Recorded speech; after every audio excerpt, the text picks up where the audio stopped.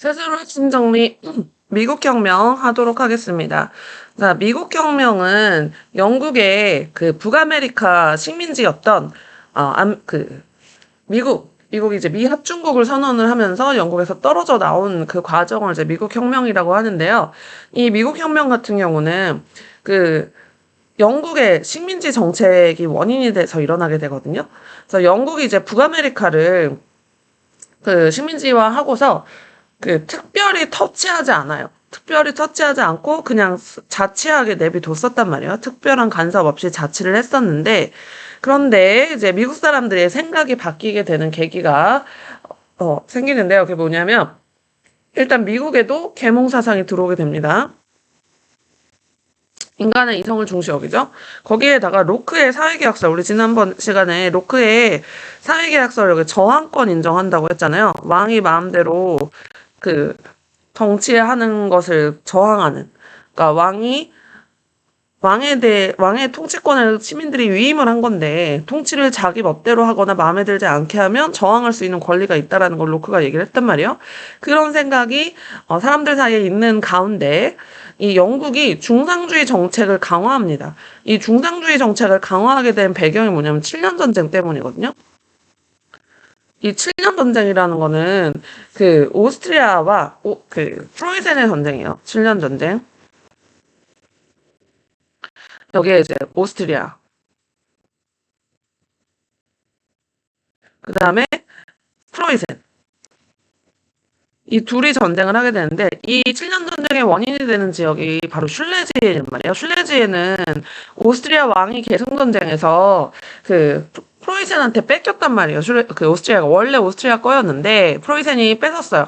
그 마리아 테레지아의 왕위 계승을 인정해주는 대신에 그에 대한 대가로 슐레지엔을 그 프로이센한테 줬는데 오스트리아 그 너무 배가 아픈 거지. 어차피 내가 왕인데 왜 그거 인정해준다고 이거 슐레지엔 뺏겨야 돼? 라고 해서 그걸 되찾으려고 프로이센하고 전쟁을 했는데 그 과정에서 오스트리아는 프랑스하고 결혼 동맹을 맺게 되거든요. 루이 16세와 루이 16세의 그때는 당시 루이 15세였죠, 왕이. 루이 15세가 자기 증손자였던 루이 16세하고 자기 손자였던 루이 16세하고 오스트리아의 마지막 그 공주, 그러니까 마지막 공주라고 하긴 애매하네요.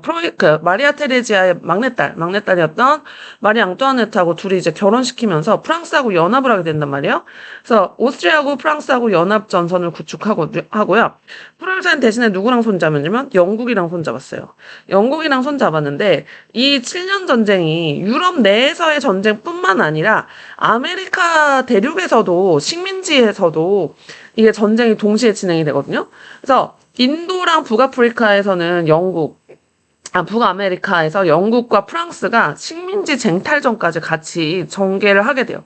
그래서 지금 그러니까 캐나다의 퀘벡 지역 쪽이 불어를 쓰잖아요. 그러니까 북아메리카에도 프랑스 식민지가 있었거든요. 근데 영국도 식민지가 있었잖아요. 이 둘이 가지고 이제 막 싸워. 그런 식민지 쟁탈전까지 벌이는데 어쨌든 전쟁을 하는 그 과정에서는 돈이 많이 필요하잖아요. 돈이 많이 필요하는데 영국 내에서 세금 더 거두면 영국은 난리 날 것 같은 거지. 그래서 식민지에 각종 세금을 부과하는데 인지세라고 해서 왜 우리 여러분 그 뭐라고 해야 되지? 우표 같은 거.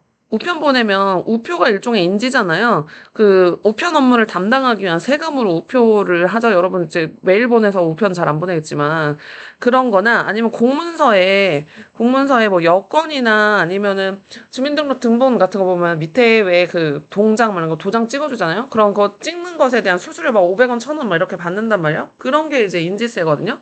그런 인지세나 그 다음에 영국인들이 그 티타임 가지는 거 다 알고 계시죠? 영국인들이 식민지로 건너갔다고 티타임 안 가지겠어요? 가지겠죠. 그래서 거의 그 차가 필수품처럼 되는데 차에도 세금을 매기는 거예요. 그 차값이 올라가겠죠. 그래서 각종 세금들을 부과를 하다 보니까 그 식민지 주민들은 아니 우리가 왜 이런 세금을 부담해야 되냐.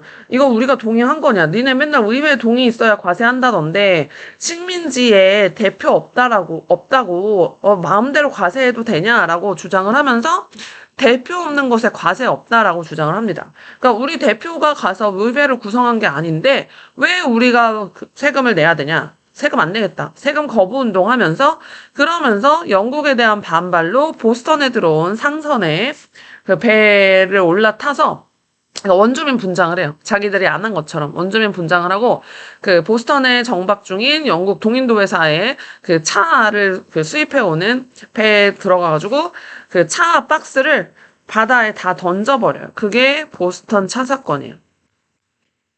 그래서 보스턴 차 사건을 일으키죠. 사건이 이제 발생이 돼요. 그래서 식민지인들이 저항하겠다라고 대외적으로 알린 사건이라고 볼 수 있죠. 근데 영국이 그거를 정부가 강경 조치합니다. 보스턴항 막 폐쇄하고 그래요. 그래서 보스턴항 폐쇄하고 식민지 탄압할 것 같으니까 그 식민지 대표들이 모여서 회의합니다. 그게 바로 대륙회의예요. 그래서 1차 대륙회의 때 그 당시 중심지가 필라델피아였거든요. 미국의 중심지가 필라델피아에서 필라델피아에 모여서 회의를 합니다. 그래서 각 주 대표들이 모여가지고 영국군과 식민지 민병대들 사이에서 충돌이 일어나요. 그래서 보스턴 차 사건 이후에 영국과 전쟁 선언하면서 이제 전쟁이 일어나게 되죠. 그러면서 이때에 대륙회의를 통해서 독립하자라고 2차 대륙회의 하거든요. 2차 대륙회의에서 독립하자라고 생각을 하고 미국 독립선언문을 공포합니다. 대외적으로 알려요.